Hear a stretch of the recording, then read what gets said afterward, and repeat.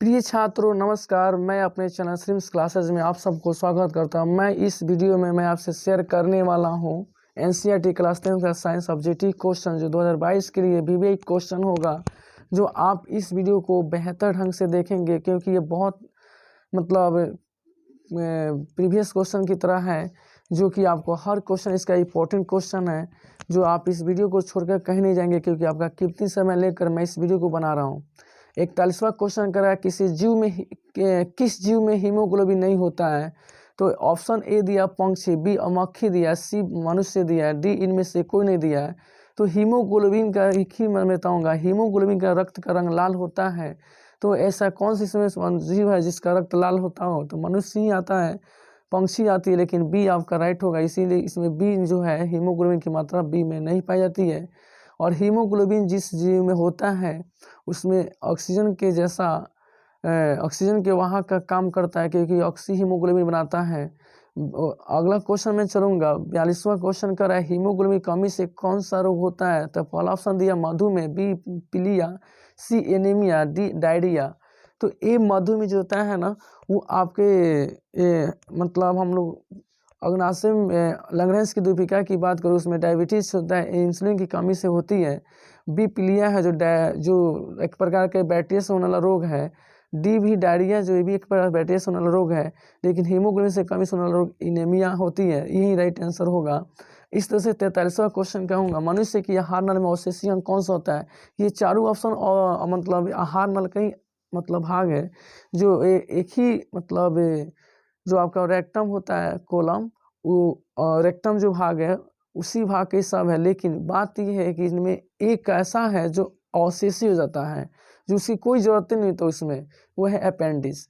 इसलिए colon, रेक्सिकम, rectum ये एक ही भाग है।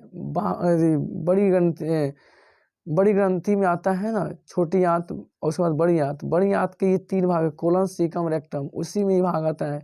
और उसी नीचे अपेंडिक्स होता है, जो इसका कोई इसमें काम ही नहीं होता है। वहीं अवशेषी अंग की चर्चा किया है, तो वहीं अपेंडिक्स होगा। 44वां कह रहा है निम्नलिखित में कौन सा ट्रिप्सिन एंजाइम का कार्य करता है। तो ट्रिप्सिन एंजाइम की बात हो रही है, तो इसमें वसा का पाचन फला दिया, बी में कार्बोहाइड्रेट का पाचन दिया, सी में प्रोटीन का पाचन दिया, इनमें से कोई नहीं। देखिए, ट्रिप्सिन एंजाइम एक ऐसा एंजाइम है जो प्रोटीन का ही पाचन करता है, जो पेप्टिन में बदलता है। तो वहीं आपका सी ऑप्शन राइट होगा। 45वां क्वेश्चन कर रहा है मुख गुहा में आहार नल का कौन सा भाग पाचन होता है। तो मुख गुहा में ऑप्शन दिया है प्रोटीन का होता है, कि कार्बोहाइड्रेट का होता है, कि वसा का होता है, कि न्यूक्लिक अम्ल का होता है। तो हम कहेंगे दोस्तों कि कार्बोहाइड्रेट का पाचन होता है, क्योंकि फर्स्ट में हमारा मुख गुहा में कार्बोहाइड्रेट जैसे स्टार्च की मात्रा उपस्थित को क्या करती है, पाचित कर देती है। ठीक है, इस तरह से हमारा कार्बोहाइड्रेट का राइट आंसर होगा। 46वां क्वेश्चन कर रहा है ऑक्सीजन के वाहक कौन होता है। तो ऑप्शन में दिया WBC, लसिका, RBC, इनमें से कोई नहीं। तो दोस्तों इसमें मैं देखूंगा कि आपका जो WBC तो वाइट ब्लड रक्त कोशिकाएं होती है, लसिका जो होती है ये भी नहीं होता, RBC रेड ब्लड होता है, यानी हम इसको लाल रक्त कोशिका कहते हैं। यही आपका राइट होगा, यही ऑक्सीजन के वहाँ का काम करता है। 47वां क्वेश्चन देखेंगे। 47वां क्वेश्चन रक्त में शर्करा का स्तर नियंत्रित करता है कौन। रिलैक्सिन, कि एस्ट्रोजन, कि प्रोजेस्टेरोन, इंसुलिन। तो रक्त में शर्करा का नियंत्रण करने वाला इंसुलिन है। इंसुलिन की सुई से ही आपका ये रक्त का शर्करा का नियंत्रण होता है। 48वां क्वेश्चन कह रहा है मानव शरीर की सबसे बड़ी कोशिका कौन सी है। कोशिका की बात की जाए तो हमारे शरीर में बहुत छोटा भी होता है, बहुत बड़ा भी कोशिका होती है। तो इस तरह से हम देखेंगे तो रक्त कोशिका हमारा बड़ा कोशिका नहीं है, मांसपेशियां भी बड़ा नहीं है, दिल की कोशिका भी बड़ा नहीं होती है। सी में जो होता है तंत्रिका कोशिका दिया, यही सबसे बड़ी होती है। अगला क्वेश्चन है 49वां क्वेश्चन है प्रकाश के परावर्तन के कितने नियम होते हैं। ऑप्शन ए में दिया कि 1, बी की 2, बी में दिया 2, कि सी में 3, कि डी में 4। तो प्रकाश के परावर्तन के 2 नियम होता है। और अगला क्वेश्चन 50वां क्वेश्चन है अवतल लेंस का आवर्धन कितना होता है। तो अवतल लेंस का आवर्धन जो होता है, ए में ऑप्शन दिया U/V, बी बराबर UV दिया है, सी में UV+V दिया है, डी में V/U दिया है, यानी आपका राइट आंसर डी होगा। 51 नंबर क्वेश्चन करा दर्पण का सूत्र कौन सा होगा। तो ए ऑप्शन दिया 1/V + 1/U, बराबर छूट गया, यहाँ पर मिस्टेकिंग किया, बराबर होना चाहिए, यहाँ बराबर होना चाहिए 1/F। B option 1/V - 1/U बराबर 1/F। सी ऑप्शन दिया 1/F + 1/U बराबर 1/V। और डी ऑप्शन दिया 1/f प्लस 1/v बराबर 1/u। आपका राइट आंसर ए होगा, क्योंकि तीनों गलती दिखाई दे रहा है आपका। ये सब सूत्र है, ये तो समझना पड़ता है कि सूत्र आता कैसे है, तो आप तो क्लास में आपको मिलेगा ना, लेकिन यहाँ पर जो सूत्र है वो परफेक्ट होगा। ए ऑप्शन जो दिया था वही। 42वां क्वेश्चन है, टिंडल प्रभाव प्रदर्शित करता है ए में प्रकाश के प्रवर्तन को, कि बी में प्रकाश के विक्षेपण को, सी में आप प्रकाश का अपवर्तन को, प्रकाश के परिकीर्ण को। जब टिंडल प्रभाव की बात करेंगे तो टिंडल प्रभाव प्रकाश के परिकीर्ण को दर्शाता है, ठीक है ना। और प्रकाश के प्रवर्तन तो इसमें आ ही नहीं सकता है। बीच प्रकाश का विक्षेपण होता है, जो सूर्य के प्रकाश के 7 रंग होती है उसको विक्षेपित करता है, जो प्रकाश का अपवर्तन के नियम में दर्शाया जाता है। ये आपका आंसर सब राइट नहीं हुआ, डी आपका ऑप्शन राइट, ठीक है। 53 कर रहा है, कौन सा लेंस हवा में अभिसारी लेंस भी कहलाता है, अवतल लेंस को कहते हैं, ठीक है ना। अवतल लेंस को हम लोग अभिसारी लेंस कहते हैं, जो हवा भी होती है। 54 में कह रहा है, उत्तल दर्पण में प्रतिबिंब बनता है। देखिए उत्तल दर्पण में चर्चा की जाए तो उत्तल दर्पण प्रतिबिंब वस्तु का हमेशा सीधा बनता है और छोटा बनता है, दर्पण के पीछे बनता है, जो डॉटेड रेखाओं से बनाई जाती है, जो आपका आभासी प्रतिबिंब बनता है, जो हम पर्दे पर प्राप्त नहीं कर सकते, इसलिए आपका राइट आंसर डी होगा। 55 में प्रकाशीय माध्यम के कितने प्रकार होते हैं, तो प्रकाशीय माध्यम के 2 प्रकार होते हैं, ठीक है।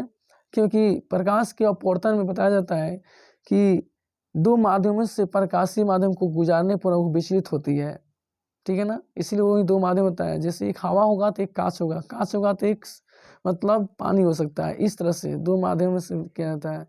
56 नंबर क्वेश्चन कर रहा है, डायनोमो परिवर्तित करता है किसको, विद्युत ऊर्जा को यांत्रिक ऊर्जा में, कि यांत्रिक ऊर्जा को विद्युत ऊर्जा में, रासायनिक ऊर्जा को विद्युत ऊर्जा में, विद्युत ऊर्जा को रासायनिक ऊर्जा में। तो देखिए दोस्तों, इसमें डायनोमो जो होता है ना, ये एक जनित्र होता है जो यांत्रिक ऊर्जा को विद्युत ऊर्जा में कन्वर्ट करता है। आपका वी आंसर राइट होगा।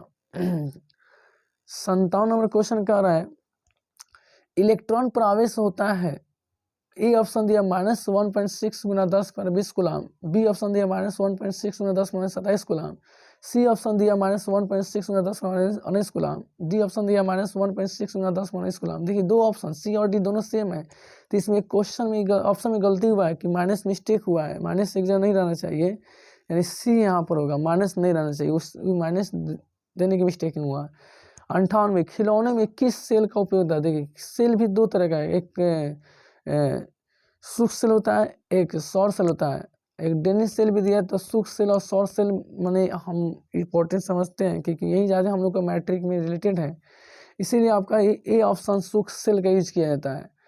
59 में करा है, कार्य करने की क्षमता को हम क्या कहते हैं, कार्य करने की क्षमता को ए ऑप्शन दिया बल कहते हैं कि 2, बी में दिया शक्ति कहते हैं कि सी में ऊर्जा, किन में से कोई नहीं। देखिए कार्य करने की क्षमता तभी आ सकता है जब एनर्जी होगा, जब शरीर में एनर्जी होती है तब हम कोई कार्य करने की दक्षता रखता हूँ, काम करने की क्षमता रखता हूँ, वही मतलब ऊर्जा होगा। निम्नलिखित में कौन विस्थापन अभिक्रिया होती का उदाहरण है। विस्थापन अभिक्रिया की बात कह रहा है, तो विस्थापन अभिक्रिया वही अभिक्रिया हो सकता है जो अधिक क्रियाशील धातु तो कम क्रियाशील धातु क्या करते हैं, विस्थापित कर देती है। यानी यहाँ पर देख रहा हूँ फेरस जो है कॉपर से अधिक क्रियाशील धातु है, यानी कॉपर क्या करेगा, फेरस क्या करेगा, कॉपर को विस्थापित कर देगा, इसलिए आपका ए सी ऑप्शन राइट हुआ। 61 में बता रहा है कि सिल्वर का रंग कैसा होता है, तो सिल्वर का रंग जो होता है वो श्वेत होता है, इसमें कोई टेंशन नहीं है। 62 में निम्नलिखित में लौंग कौन सा होता है। लौंग किसको कहते हैं, जो अम्ल क्षार की अभिक्रिया से बनता है, उसी को हम लोग लौंग कहते हैं, यानी लौंग और जल बनाता है, यानी बी ऑप्शन राइट होगा। कहीं ना कहीं अम्ल क्षार किसी न किसी अम्ल और क्षार की अभिक्रिया से बना होता है, इसलिए आपका NaCl होगा। नीला थोथा का अनुसूत्र क्या होता है, कॉपर सल्फेट CuSO4 × 5H2 दिया है, जो तृतीय सूत्र यही बोलता है। ऑप्शन बाकी राइट नहीं है, यही आपका राइट आंसर है, क्योंकि इसमें कुछ ऐसा भी सूत्र होता है जिसको मतलब माइंड पर रखना पड़ता है। 64 में गंधक की परमाणु संख्या क्या होती है, तो एलिमेंट्स जो हम लोग याद मतलब बच्चों को कराते हैं लोग, उसमें ये भी याद किया गया कि ये सब अधातु है, और गंधक जो होता है उसकी परमाणु संख्या 16 होती है, इसका संकेत S होता है, तो आपका राइट आंसर सी दिया हुआ है, ठीक है ना। अधातु के ऑक्साइड क्या होता है, मैं ये भी बताया हूँ कि अधातु के जो ऑक्साइड होता है मूलतः अम्लीय होता है, धातु के ऑक्साइड मूलतः क्षारीय होता है, तो यहाँ अधातु के पूछा, इसलिए आपका राइट आंसर बी होगा। 66 में कह रहा है कार्बन क्या है, तो कार्बन एक प्रकार का अधातु है, ठीक है दोस्तों, इसमें ज़्यादा टाइम लॉस करने की जरूरत नहीं है। नेक्स्ट आइएगा 67 नंबर, निम्नलिखित में कौन सा असंतुलित हाइड्रोकार्बन है। असंतुलित हाइड्रोकार्बन का मतलब होता है कि हाइड्रोकार्बन दो तरह का होता है, एक संतुलित हाइड्रोकार्बन, एक असंतुलित हाइड्रोकार्बन। संतुलित हाइड्रोकार्बन एल्केन समूह होता है। एल्केन समूह जो होता है ना, उसमें ओनली फॉर एकल बंध होता है। तो मेथेन जो होता है, इसको अगर हम बनाएंगे तो ऐसे बना सकते हैं, तो सब में एकल बॉन्ड आ रहा है। इस तरह से हम देखेंगे, नेक्स्ट में भी हम देख रहे हैं तो उसमें भी सब में एकल बॉन्ड भी आ रहा है, क्योंकि सी डबल है तो 1 सी में 4 बॉन्ड होता है। तो इस तरह से 3 बॉन्ड इसमें हुआ, 3 हाइड्रोजन इसमें हुआ, अगला 3 हाइड्रोजन इसमें हुआ। इस तरह से देख रहा हूँ कि इसका संरचना सूत्र ऐसे बना। तो इस तरह से ये भी आपका एकल बंधक है, एल्केन समूह का हुआ। डी भी वैसा ही एल्केन समूह का ही दिखाई दे रहा है। सी जो है आपका हमारा एरोमेटिक हाइड्रोकार्बन। और 67 क्वेश्चन में तो माई मिस्टेक हुआ है। तो यहाँ ए भी आपका एल्कल समूह का है, C2H6 भी एल्कल समूह का है, लेकिन C2H4 बनाएंगे तो ये हमारा डबल बॉन्ड में आ गया है। देखेंगे हम लोग डबल बॉन्ड में ये एच होगा, ये भी एच होगा, ये एच है, ये एच है, ये एच है, एक और होगा। यहाँ पर एच बनाता हूँ तो यहाँ पर सॉरी यहाँ मिस्टेक कर दिए, यहाँ पे मेरा डबल बॉन्ड ही लग रहा है, यहाँ पर डबल बॉन्ड होगा ऐसे। तो इस तरह से मैं देखूंगा कि ये द्विबंध आ गया, तो द्विबंध में असंतुलित हाइड्रोकार्बन होता है जिसमें एल्कीन और एल्काइन आता है। तो एल्काइन में 3 बॉन्ड होता है और एल्कीन में 2 बॉन्ड होता है। तो ये आपका सी ऑप्शन राइट होगा। 68 भी वैसा ही क्वेश्चन का एरोमेटिक हाइड्रोकार्बन। एरोमेटिक हाइड्रोकार्बन की बात की गई है तो एल्केन एल्कीन एल्काइन के अलावा जो होती है एक एरोमेटिक हाइड्रोकार्बन आती है जो तीसरे वर्ग में आता है, जो मैट्रिक में, ये मतलब ज़्यादा चर्चा इसकी नहीं है, फिर भी इसका एरोमेटिक हाइड्रोकार्बन सी दिया है क्योंकि इसकी संरचना षटकोणीय जैसा होता है बनाने के संरचना सूत्र में, इसलिए इसका ये आंसर राइट होगा। 59 का निम्नलिखित में कौन सा अक्रिय गैस है। अक्रिय गैस किसको होता है, जिसके अंतिम कक्षा पूर्ण रूप से भरा होता है। इलेक्ट्रॉन जो होता है पूर्ण कक्षा रहता है, जैसे कि अंत में 2 होता है जो हीलियम है, और बाकी 8 इलेक्ट्रॉन अपने कक्षा में रखता है लोग, अंत 8 इलेक्ट्रॉन होता है। तो वैसे इसमें कौन सा है जिसमें अंत में 8 नहीं तो 2 होना चाहिए। तो कार्बन की परमाणु संख्या 6 होती है जिसमें 8 नहीं है। बी हीलियम है, अंतिम कक्षा में 2 ही इलेक्ट्रॉन रह सकता है, इसलिए आपका बी राइट होगा। ये चांदी नहीं हो सकता, हाइड्रोजन भी नहीं हो सकता है, अंतिम कक्षा में इसका क्रियाशील होती है। ये 70 में बोला चांदी तो क्रियाशील है, हाइड्रोजन क्रियाशील है, तो उसके एक होता है। 70 में आता है निम्नलिखित में कौन सा उपधातु है। तो उपधातु के बाद कॉपर ऑप्शन ए दिया है, बी में निकेल दिया, सी में एस भी दिया, डी में एफ ई दिया। तो इसमें हम सी ऑप्शन राइट कहेंगे कि यही आपका उपधातु है। 71 क्वेश्चन कर, पौधे में श्वसन होता क्या है। पौधे में श्वसन होता है, ए में जड़ में, कि पत्ती में, कि तना में, कि इनमें से सभी। तो पौधे जो श्वसन अंग को ग्रहण करता है वह है पत्ती।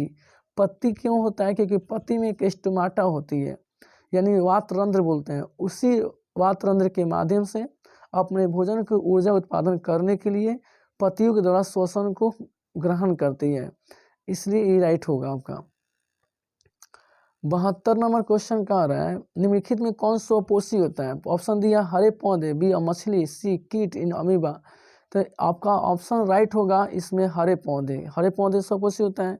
73 नंबर क्वेश्चन कर रहा है कौन सी बीमारी श्वसन तंत्र संबंधित है। तो देखिए आपका डायरिया है, ऑप्शन बी में निमोनिया है, 3 में मलेरिया है, 4 में मधुमेह है। देखिए डायरिया बैक्टीरिया से होने वाला रोग होता है, बी निमोनिया जो है ये रक्त की कमी से होता है, और सी मलेरिया जो होता है ये भी बैक्टीरिया से होने वाला रोग है। मधुमेह ये आपका मधुमेह जो होता है हमारा लैंग्रेंज की दुष्प्रक्रिया में रक्त की कमी से होता है ये, और निमोनिया जो है यही श्वसन संबंधित रोग है, इसलिए आपका यही राइट होगा। एंड्रोजन है क्या, किसका हार्मोन है ये, नर हार्मोन है कि बी में मादा हार्मोन की पाचक रस एंजाइम है। तो एंड्रोजन नर हार्मोन होता है, ठीक है दोस्तों। और बी मादा हार्मोन की जो बात की है ये आपका नहीं दिया इसमें, टेस्टोस्टेरोन हार्मोन होना चाहिए इसका, लेकिन ऑप्शन नहीं देता, हटाइए इसमें, उससे चार्ज ही नहीं करेंगे। 75 में आइए रुधिर चाप नियंत्रण होता है थाइमस, थायराइड, एड्रिनल द्वारा कि विषम द्वारा। तो इसका राइट आंसर होगा एड्रिनल द्वारा। एकलिंगी पादप का उदाहरण है। इससे एकलिंगी कौन होता है, मतलब एक उभयलिंग होता है, एक एकलिंगी होता है। उभयलिंग होता है कि नर और मादा इनवैल्युअल होना चाहिए, तो इसमें आपका पपीता जो दिखाई दे रहा है यही एक लिंगी है, इसलिए बाकी सरसों, राहुल, मटर ये सब उभयलिंग है। 77 नंबर क्वेश्चन का निम्नलिखित में कौन सा मादा जननतंत्र का भाग नहीं है? मादा की बात करें, अंडाशय, गर्भाशय, अंडवाहिनी माने डिम्बवाहिनी लिखा है, ये तीनों मादा का ही है। सी ऑप्शन आपका राइट है, शुक्रवाहिका नर का होता है। द्विखंडन विधि किस में होता है? तो द्विखंडन अमीबा में होता है। बाकी पैरामेसियम, लिस्मेनिया और इनमें से कोई नहीं होगा। 79 है, टेस्टोस्टेरोन सर्वाहित होता है किससे? वृषण से होता है। ब्रिक्स होता है, अंडाशय से, थराइड से। 79 वृषण से होता है। एक मैं आपको क्वेश्चन बताया हूँ, एक आपको याद करा रहा हूँ, 74 नंबर क्वेश्चन में बोला एंड्रोजन, ये नर हार्मोन है, लेकिन मादा हार्मोन टेस्टोस्टेरोन बोला, वो टेस्टोस्टेरोन नहीं होगा, उसका दूसरा हार्मोन होता है। ठीक है दोस्तों, तो मैं आशा करता हूँ कि आपको समझ आ रहा होगा, मिस्टेक हुआ था थोड़ा सा। लास्ट है 80 नंबर सवाल, मानव मस्तिष्क का औसत भार कितना होता है? 1.5 किलो का होता है लगभग, उसमें लिखा गया, इसीलिए लगभग यहाँ बता दिए 1.4 kg लिखा है, तो ये भी राइट होगा। ठीक है दोस्तों, तो मैं आशा करता हूँ कि आपको ये समझ आया है। अगर ये वीडियो बहुत अच्छा समझ में आया है तो एक तो लाइक जरूर बनता है, और ये सब्सक्राइब कीजिए, अपने दोस्तों में शेयर कीजिए, और कमेंट में ये भी बताइए कि ये वीडियो आपको कैसा लगा है। तो अच्छा लगा है तो ज़रूर अच्छा बताइए। Thank you so much.